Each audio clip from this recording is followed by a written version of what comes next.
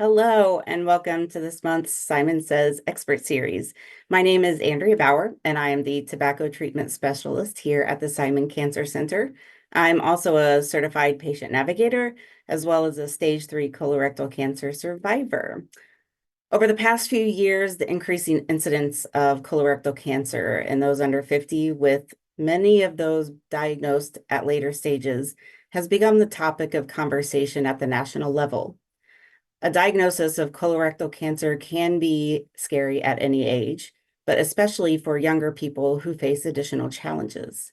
Joining us today is Dr. Laura Vater, a gastrointestinal oncologist. Dr. Vater is the director of the Center for Young-Onset Colorectal and Gastrointestinal Cancer here at the IU Simon Cancer Center, which focuses on providing personalized and comprehensive care to patients under 50. Thank you, Dr. Vater, for joining us. Thank you, Andrea, and thank you to everyone that's joining us today live on Facebook here at our center and also watching this later. Welcome. This series is really for you to help provide some useful information to you. Our center here at the IU Simon Cancer Center is really the first center in Indiana that's dedicated to patients with colorectal cancer and other GI cancers under the age of 50. So that's really what young onset means. We've created the center to provide really expert care to patients through all phases of their diagnosis, treatment, and beyond, because younger patients face these cancers and they have unique challenges and they require additional support. Today, we're going to dive into this more, but the rates for colorectal cancer have increased steadily in young people since the mid-1980s. And now nearly 1 in 5 patients dealing with colorectal cancer is under the age of 50. These patients are more likely to be diagnosed at an advanced stage, so stage 3 or stage 4, compared to older patients. Now, Andrea, I know that you mentioned that you're a colorectal cancer survivor. You were diagnosed at a young age. Will you tell us a little bit more about your experience with cancer? Absolutely. And thank you for allowing me to share my story. So at the age of 35, I heard the words that none of us want to or plan on hearing. You have cancer. And to say it was a surprise is an understatement because I had been told for years that I was too young and that I had no family history of anything that would be concerning. So I was told to eat more fiber and that my issues were probably just from hemorrhoids. Then I ended up in the ER with a kidney stone and was told there was something else on the CT scan, but they weren't sure if it was actually anything or just the kidney stone, and that I might want to follow up with a gastroenterologist. Shortly after my diagnosis, I had 10 inches of my colon removed, and I found that it was in 3 of the 22 lymph nodes that were removed. So now I was facing stage 3 cancer as well as chemotherapy. I finished 6 months and 11 rounds of a chemo regime called FOLFOX. And while going through treatment, I looked for local groups that focused on colorectal cancer support, but I found none. So I looked to the national organizations, and it was there that I found my people my age and people who knew a whole lot more about this disease than I did. Was it intimidating? Yes. Was it worth it? Absolutely. I ended up finding someone, Bill was his name, 10 minutes from my house, who was also battling and advocating. He fought stage 4 colorectal cancer for years. I lost him a couple years ago to this disease, but I learned that everyone needs a Bill. I promised my mom when I was diagnosed that something good would come of this. I spent 15 years as an educator in urban areas, and after treatment, I tried to go back, but I found that I completely lost my passion for it. It wasn't until becoming involved in the different colorectal cancer organizations that I found my passion for working with cancer patients. I do a lot of teaching and I do a lot of advocating because I don't want anyone to have to experience what I did. Thank you, Andrea, so much for sharing that. I think that among the patients that I see in my clinic and the other gastrointestinal oncologists at our group, that's a common theme, that patients are told that they're too young to have cancer. And yet this is becoming a disease of younger people. And that's why we're here raising awareness about it. And I want to thank you for the work that you're doing in our community here at our center and really throughout the state and the country. Many of our members who are joining us in our audience have also faced a diagnosis at a young age, and we've collected a number of questions to hopefully help serve you and to provide more information to you. And so together, Andrea and I are going to go through these questions. And I really want to pull from your expertise, Andrea, as well, because I think having your perspective, having been through this, is really key. Just as a brief aside, when I was 16 years old, my very good friend and my volleyball coach for more than a decade was told very similar things to you. She had abdominal pain. She was told that she was too young to have problems. She was told it was a urinary infection. And she saw probably at least 5 doctors before she got to a diagnosis of advanced colon cancer. And it was my experience with her as a family member and sharing in that experience with her. I actually was able to observe her surgery and be involved in observing some of her cancer care. And I was actually, in the final days when she passed away, got to be there with her. And that was when I was in college. And so she had a long journey with cancer, and that certainly shaped me. And so now it feels like things have come full circle for me, that I get to care for these patients that are diagnosed at a young age. And I hope we can continue to raise awareness, that we can help get people the screening that they need, educate medical students, physicians, nurse practitioners, PAs, people that work in the emergency department, that young people can have these cancers, and that can help us to diagnose them earlier. So again, thank you for sharing your story.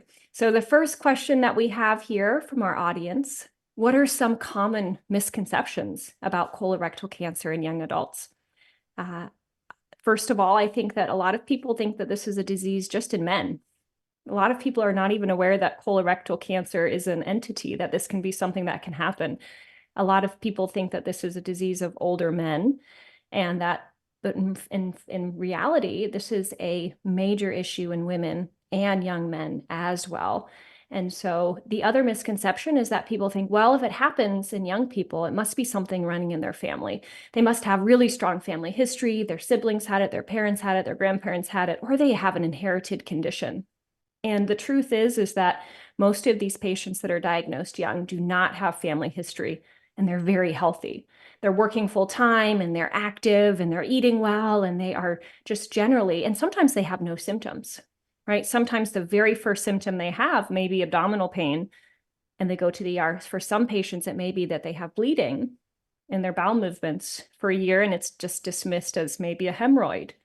And for other patients, it can present with weight loss that's unintentional. They're not trying to lose weight, but they're losing weight. And for some people, it can be very subtle. Like Andrea, you mentioned, you just had some stool changes, some constipation, right? Eat more fiber, but stool changes really can be a sign that there's something more going on.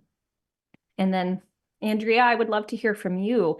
What are some common misconceptions about colorectal cancer in young patients that you faced when you came into this diagnosis? Were there things that people thought about your cancer that were not actually true? One of the biggest ones was, oh, well, what family member had it? And like you pointed out, very few of us who are diagnosed young actually have any family history of it. And then in the community, I think that one of the big misconceptions is that there will be symptoms, when the number one symptom of colorectal cancer is no symptoms at all. And the symptoms can be dismissed by medical professionals as like, oh, you're anemic. Well, it must be your menstrual cycle that's causing this. Pregnant women, there are probably half a dozen women I know who were pregnant or were, when diagnosed, or right after they had their baby, they were diagnosed. And again, oh, the problem must be hemorrhoids, or it's the baby pushing a certain way or sitting and laying a certain way. So those are some of the biggest ones that, younger people can't get it. And I think the other one is, oh, well, it must be your lifestyle. Because like you said, you're when you're diagnosed at a younger age, you're healthier. You're paying attention to your gym time. You're paying attention to the calories you're taking in and what you're eating and putting in your body. So to say that it's something that we must have done to our bodies, well, not necessarily. Yeah. Thank you so much for sharing that. That leads us to our next question. Really, is there any specific reason why colorectal cancer is being diagnosed in younger people? That is the million-dollar question, and there are tens of millions of research dollars being poured into this. Now, this is happening across the world. This is not just here in the United States, but really it's happening in higher and wealthier countries, especially higher income countries. This is happening in the UK. This is happening throughout Europe and Asia and Australia, not just here in Mexico as well, not just here in the United States. And we've really started seeing these patterns, starting with people that were born in the 1970s. And these were being really described more in the early 2010s is when we started noticing this.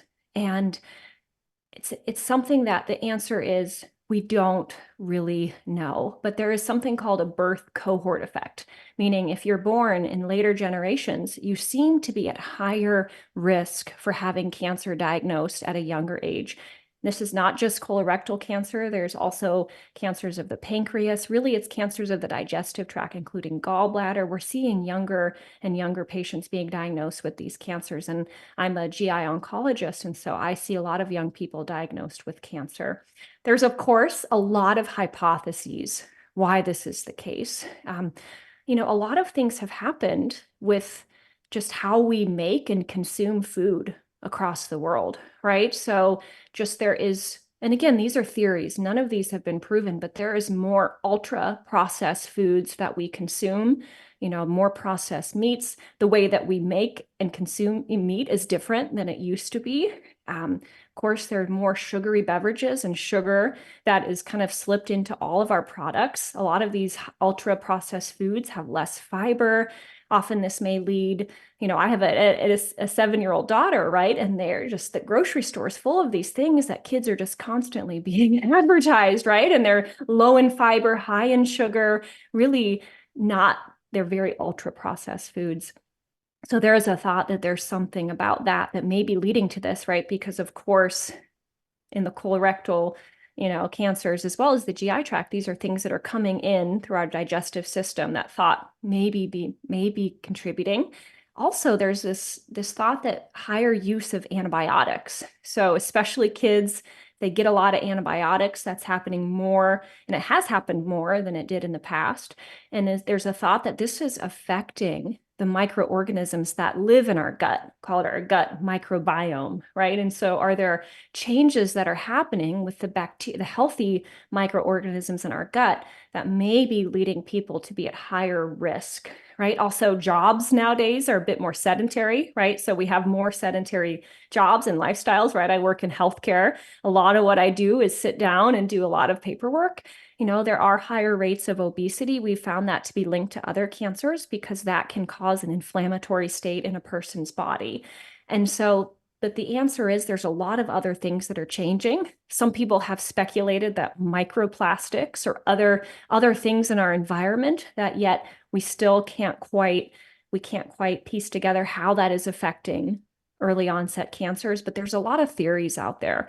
And so those are, some of the things that are the theories. Hopefully in the next 5 years or so, we're going to have more data. There's a huge amount of cohort studies and survey studies that are happening. And the environmental studies are the hardest to do because you can see an association of one thing going up and another thing going up. But that doesn't always mean that it's causing it, that it's causative. So some of these questions are really hard to answer, but there are millions of dollars that are being poured into this. And that it's really, the things that we're trying to do and that we've seen happen are that we've lowered the screening age. So that happened in 2021. We went from screening adults with things like colonoscopies or stool-based testing starting at age 50. So everyone that's watching this should know that that has now dropped to 45. So if you're 45 years and at average risk of colorectal cancer, you can start screening at 45. And I highly, highly encourage you to do so. Dr. Douglas Rex just did a great Simon Says on this topic. I encourage you, if you have specific questions about screening, of course, colonoscopy is the gold standard, but there are other stool-based testing for people that either have cost barriers or personal barriers to why they don't want a colonoscopy. I'm going to pause there because I just talked a lot. Andrea, do you have thoughts on those things or other thoughts on that? I think the question about what is the cause, and I think that one of the things that we need to look at is it's not it's not just one thing. One of these things is probably not going to be tied directly to causing colorectal cancer.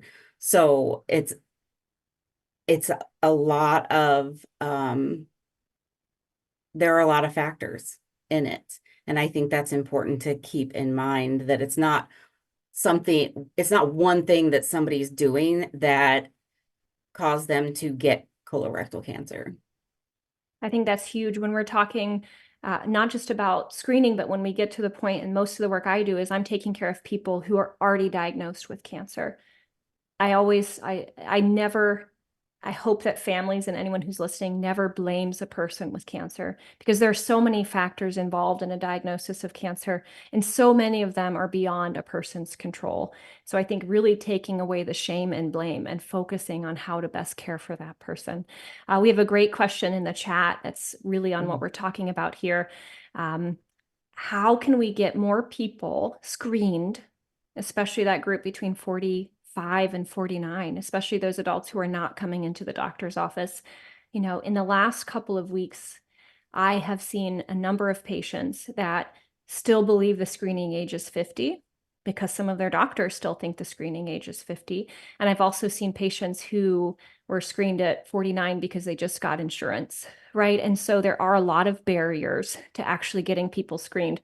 First of all, I think a lot of people question, at 45, I'm still young and healthy. Do I really need to get screened? Seems like a hassle to do the prep for colonoscopy, or, right, can I just push it? Can I just push it? And we really know that the majority of patients that are diagnosed under 50, the 45 to 49 range is a significant number there. And so that's why the data had us lower the age to 45 so that we could, now we're not capturing, unfortunately, we're not capturing all patients. Andrea was not captured in that because, and I have patients in their 20s and in their 30s who would have not captured them. And these are hard decisions about what should be the right age, because it's always risks and benefits. And of course, costs. Some countries don't even do colonoscopies or Cologuard, which is a DNA stool test, because of the cost. So a lot of countries just do stool-based testing that's really essentially looking for blood. There's a lot of barriers to these tests because of costs. And unfortunately, in our country, insurance coverage and healthcare coverage is really linked to employment, right? And a lot of people either don't have that coverage. There's a lot of hoops to jump through to try to get coverage, right? If it's not provided through your employee. And then also just taking the time. 45 to 49-year-olds are busy. They've got probably high school students and they are trying to save for their kids' college, and they're taking care of, it's the sandwich generation, they're taking care of their aging parents. So how do we get those people into the doctor's office? I think the more that you can educate family members and say, hey, you know, I'm seeing a mother, she's 60. Hey, tell your kids to get screened at age 45, even if she doesn't have a history, right? So every opportunity you see a patient or you have another loved one who's joining them for that visit is an opportunity to educate. Of course, I have a background in public health as well. I think public health campaigning can be really powerful as well. So getting the word out and make sure we're sharing that this really does save lives, because these patients that are younger present with advanced disease, either because they're busy and they say, oh, this symptom is going to go away, this bleeding is just a hemorrhoid, or I'm going to, right? We all ignore our medical problems. And also because when they do encounter, when they finally are at the doctor's office, sometimes it takes seeing 4 or 5 doctors before they finally get to a diagnosis. And when they are screened, they're more likely not to have a tiny polyp that can just be removed and there's a tiny piece of cancer in it, but they're more likely to be diagnosed at advanced age. Andrea, in your work and your advocacy work, what are some strategies that you found to help patients in that category to be better screened? Um, Being present in the community. Um, Social media is huge. I have friends who have made, have done, for lack of a better term, TikTok campaigns. I've personally done radio and news stories to get word out because kind of my thought behind it was, well, it might not be my generation watching the news, but my parents' generation is watching the news. And my parents care about my health. So if they see it on TV, then they're going to say something to me. And it's just a good reminder every March or, in June for young survivors to get word out. Um, I know that as as patients, it's not always easy to get out in the community. It's not easy to tell your story. Um, so it's something that I do, but not everybody is like that. But I do think that one of the biggest things, one of the hardest things to argue with is data.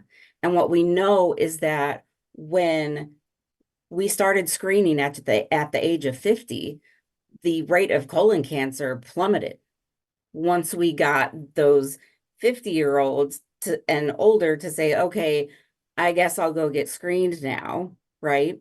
So it'll take a while, but we'll get there. I also think that um using doctors that people in that age range go to. A lot of women have their OBGYN is their primary care. So starting that conversation in OBGYN's offices, knowing that, this person that you're caring for is also at risk for colorectal cancer. So utilizing the medical resources that are available um, would also help. At least I think so. Thank you, Andrea. We have another question here that's just come in. Um, we know of a grieving family who lost their 18-year-old daughter to this disease. Her family was told over and over not to worry. How do we alert healthcare professionals to take these concerns by younger people seriously? I think that this ties into another question we had received about how do you advocate for yourself as a young person before you hit that age of 45, the screening mark. And to that listener, I just am so sorry that you've lost a family friend, and to that family who's lost their daughter so young, just how incredibly tragic.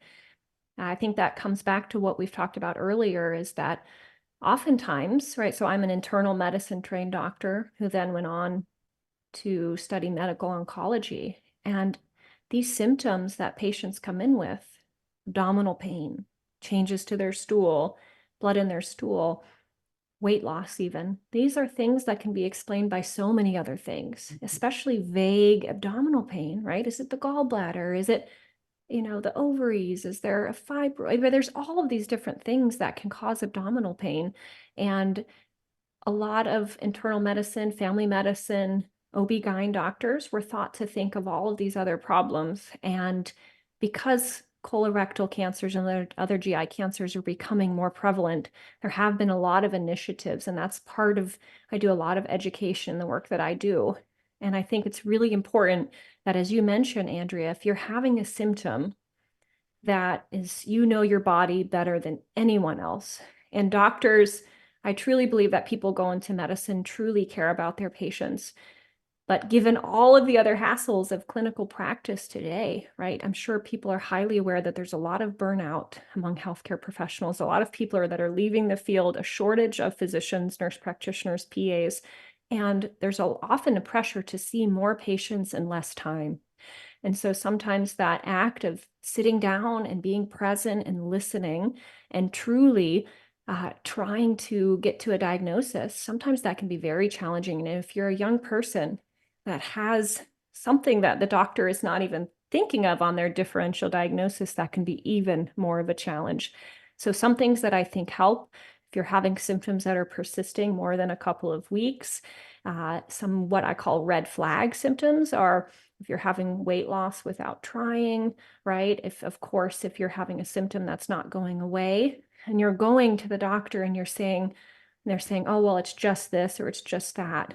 It's really important to say, you know, what is our plan for this? What are we going to do to continue to figure out what's going on? Really to ask that clinician that you're in front of, I am not comfortable with our current plan. I am not, I know that something is not well. But that can be that's one of the biggest challenges that we face because, especially for this family, 18 years old, my goodness. And if there's clinicians watching this, or if you're a patient and you're dealing with iron deficiency, even if you're not anemic, but just low on iron, that happens when you lose blood. Of course, if you're a female and you're having menstrual cycles, of course, you may lose blood each month.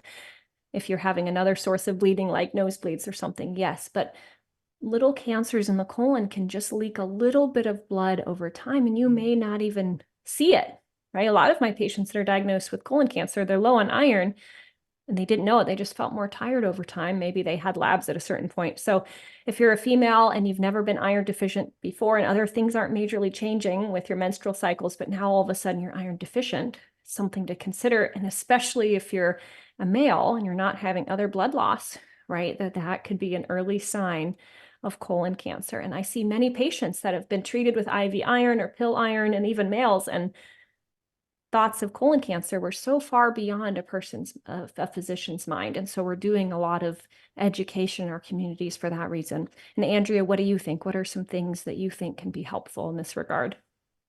Well, like you said, nobody knows your body better than you. And everybody's body is different. There's some tongue twisters for you.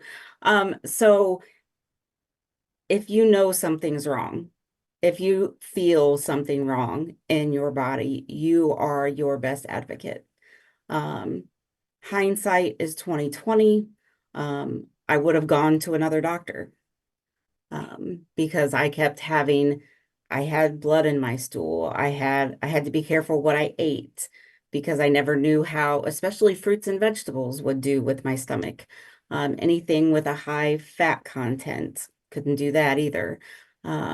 The cramping, all of that stuff. You know, search until you find an answer. I also think that it's not just the medical community that I don't want to say fails young people, but fails young people. I also think it's the insurance industry because a CT scan it can determine if there might be something wrong, right? But that's not the first go-to. You have to go to your primary care. Then you have to go for females, your OBGYN. And then you have to jump through all of these hoops to finally get to the point where something is done strictly for diagnostic purposes. Yeah, thank you for sharing that. I think having a good primary care doctor that really listens to you, I always tell my patients that's like gold, hard to Yep. find, but very important. And thank you to anyone who's listening in that is in that work. Thank you for advocating for your patients. Our next question here kind of ties in with some of our previous questions. A lot of people are curious. Of course, this is very scary to hear about cancer being diagnosed in younger and younger people, especially diseases of the GI tract. What lifestyle changes can help reduce the risk of colorectal cancer? Now, again, I think that we're still trying to figure out exactly why this is happening. And so a lot of this information is being derived from other patients that have been diagnosed at an older age.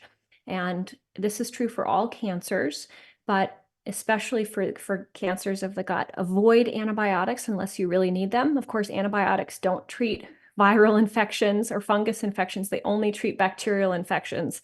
And many times, things like we think need antibiotics don't actually need antibiotics because they're viral. And so really don't take antibiotics unless you truly need them. It can take up to, some of the more recent data I've seen is up to 6 months for the healthy microorganisms in your gut to kind of reset back to normal. So it really can affect the microorganisms in your gut. So don't take antibiotics unless you really need them. Don't advocate for antibiotics for your kids unless their doctor, their pediatrician really thinks that they need them. Of course, for all cancers, we all have sedentary jobs, right? The three of us here are sitting in offices and trying to do whatever you can to be active, ideally for at least 30 minutes a day, going for a walk, going for a swim, getting on an exercise bike, going for a hike, playing tennis. Do something that you enjoy, but just try to be active. I recently invested in a standing desk that has like a walking tread, and I've got a stationary bike here too. So now now that I'm digging into this data, I'm like, I've got to be active. I'm like writing my patient notes and I'm trying to be active at the same time. So just if you're in a sedentary lifestyle, I mean, it's so hard in our day-to-day age, but just try to be active. Again, eat more plants. If you can eat a diet that's mostly plants and whole plants. So just ideally 5 servings a day, but some organizations across the nation are saying more than that, 15, sometimes even 18. And a serving is about the size of your palm. So an apple, and then go eat a nectarine and have a salad, and then throw in some cruciferous vegetables like broccoli and grapes, and eat things like, if you can, beans and nuts and whole grains like oatmeal. Just throw those into your diet as much as you can. Again, that's a hard thing to do when you're taking care of little kids or taking care of your parents, or you're just trying to survive a work day. But if you can just throw extra plants into your diet, that can be really, really helpful. Of course, try to maintain a healthy weight as much as you can. And if you have a family history of colon cancer, be sure to talk to your doctor about it, because that can change when you need to get screened. And if you have another condition that might put you at risk for colorectal cancer, like inflammatory bowel disease, like Crohn's or ulcerative colitis, make sure that your team is thinking about screening for colorectal cancer as well. Our next question here: what are some of the biggest challenges that younger adults face during colorectal cancer treatment? I know that Andrea, of course, I have a lot of, we have to always think about fertility and family planning, right? Because some of our patients need things like sperm banking, or they're women who want to have children but have not yet had children. So we refer them to a fertility doctor to think about things like egg harvesting. Of course, it can be, I have patients that they're connected to their chemo and it goes home with them for 2 days, and they're like changing a diaper and they're got their chemo there with them too, right? There's unique challenges that you face as a person that has young kids and you're trying to also go through cancer treatment. That can be very difficult. Of course, there can be more financial stress and financial toxicity, because most patients in this age group are working full time. They're not retired. They haven't had a lot of time to pay off their loans, or they may be in debt, or they may not have time to save where they can just take a period of time off of work. And so financial stress can be a huge component. Of course, there can be some long-term side effects of cancer treatment, which I know that I and my partners here at the Simon Cancer Center work very, very, very hard to prevent. Those can sometimes be things like numbness and tingling of your fingers and toes from chemo, also called neuropathy. Of course, if you've had radiation to your pelvis with rectal cancer, that can sometimes be sexual dysfunction, bladder and bowel dysfunction. If you've had a surgery in your colon or in your rectum, right, that may change the way that your bowels work, and that can sometimes lead to other problems. Andrea, I know that you have been through this, so I'd love for you to speak to some of your own personal experiences. What are some of the biggest challenges that younger adults do face while they're going through cancer treatment? I think one of the biggest ones when I looked back at this, when I thought about this question, was not looking sick. It got to the point where people were like, "Oh, if I didn't know, you look great," and you don't want to hear those things. The don't say that to cancer patients. There's your tip for the day, because research has come up with ways to not make us look like skin and bones. When I did my research when I was going through it, and the average weight gain is like 10 to 20 pounds. And I hit the nail on the head. I gained weight. I try to be a positive person, and I'm like, well, it's not the best weight loss plan, but I have it to lose. And then I end up gaining it. Go figure. So, that not looking sick, the loss of independence. Oh my goodness. Relying on people to help take care of you, to help take care of, you know, family. If you have kids, to help take care of your house. There are just so many different things. I was very lucky that um, as soon as I was diagnosed, I sold my house and I moved in with my mom, who then helped take care of me. Not everybody has a mom they can just move in with, and both people survive, right? So, having that um, support with that loss of independence, I still don't have all of my independence back. And a lot of that has to do with the neuropathy. I'm 7 years out from chemo and I still have neuropathy. It is controlled through medication, but I am reliant on that medication to keep me out of debilitating pain. So if it were not for that medication, I it would be a completely different story for me. Um, Grief is something else that we go through. Every cancer patient goes through it because cancer takes a lot from us. Um, all of these things that we just said that cancer takes away.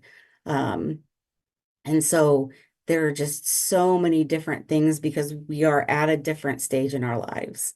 Like you said, we just started, maybe we're at our first or maybe second job. We have to fumble our way through insurance and fumble our way through FMLA. A lot of younger people, we opt for those higher deductible health plans because we're healthy. We don't take a lot of medication. We don't need the doctors until we do. And so, that the debt that we go into for medical reasons is already on top of student debt and a mortgage. And so it's exhausting. And it's exhausting for everyone. But those who are diagnosed younger, we have our own special bag of mess. Thank you so much for sharing all of those things, Andrea. And I want to say thank you to your mom. I mean, Oh, she's a trooper. what a gift to have your mother who was played such a key role in your treatment, healing, recovery. I mean, that is Yep. so, I always thank the families that join my patients because they are often, I remember, even when my own loved ones have been sick, right? You're very stoic in the room and you're there to support, but you're dealing with your own emotions and your own Mhm. challenges when you have a loved one that's sick. And some of my patients don't have anyone at Yeah. all, which is, I think, really challenging. So thank you for sharing all of that. Um, in the limited time that we have left, I did want to get to a few more questions that were more specific to the treatment of colorectal cancer. Um, Really, if patients are diagnosed early and have an earlier stage of cancer, the outcome can be very good, especially for stage 1 and stage 2 colorectal cancers. Stage 3 cancers, like Andrea, you dealt with, we need to be more careful about how we treat them, typically with things like surgery and chemotherapy after surgery for colon cancer. And if it's rectal cancer, it is treated differently. Typically, cancers in the rectum or lower down in the pelvis, they're more likely to come back locally, meaning in the rectum. That's not true for colon cancers that are higher up. But for that, we often will do radiation as well. And it's a very careful decision that we make with our radiation oncology team and our surgical oncology team and us as medical oncologists. But it's typically a combination of radiation, chemotherapy, and then possibly surgery. And so a little bit more involved treatment. For patients that are stage 4, oftentimes patients say, oh my gosh, I'm stage 4. We actually have the potential we have so many advancements that have happened.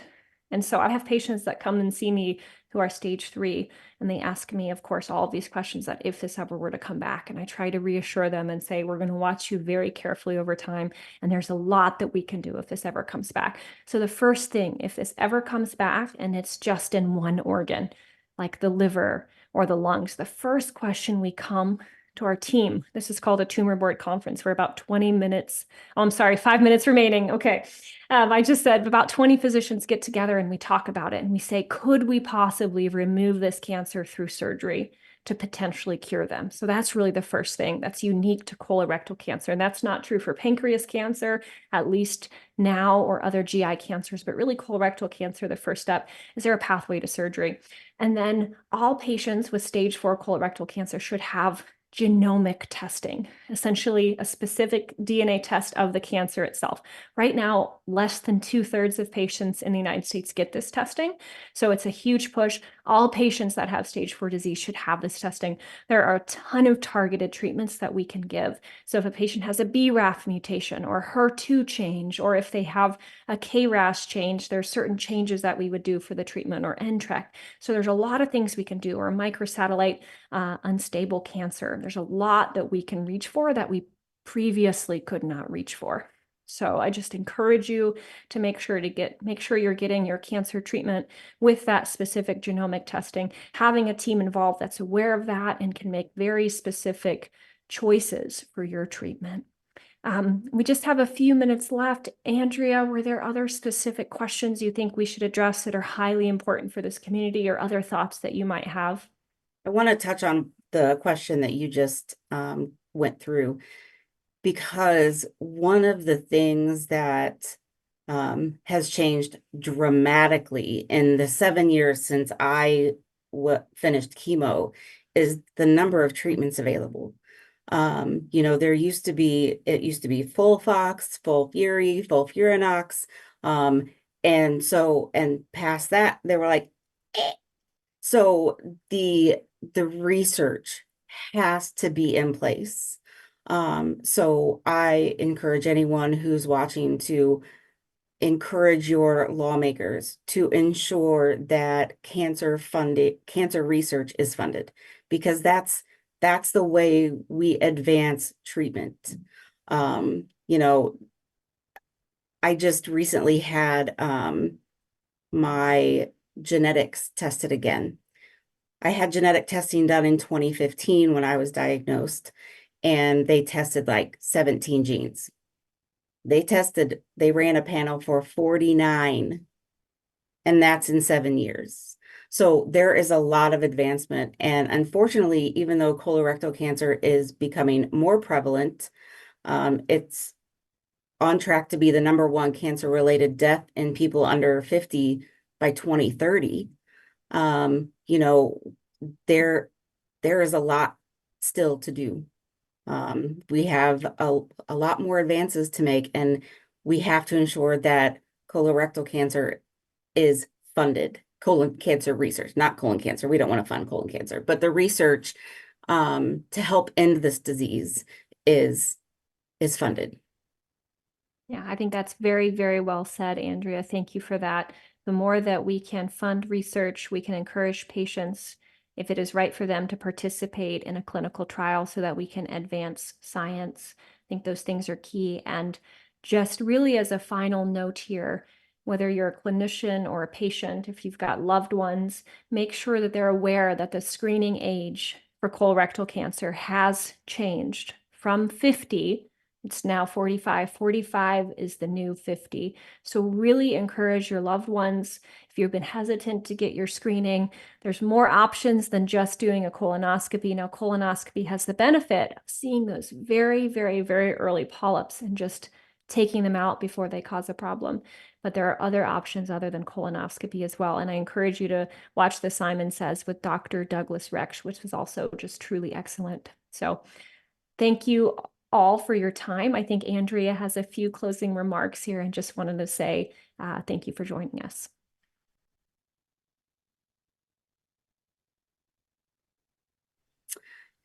For those of you who can read lips. So like Dr. Vater said, thank you so much for joining us for this month's Simon Says. You can find a recording of today's session and information about the upcoming sessions at cancer.iu.edu/Simon Says.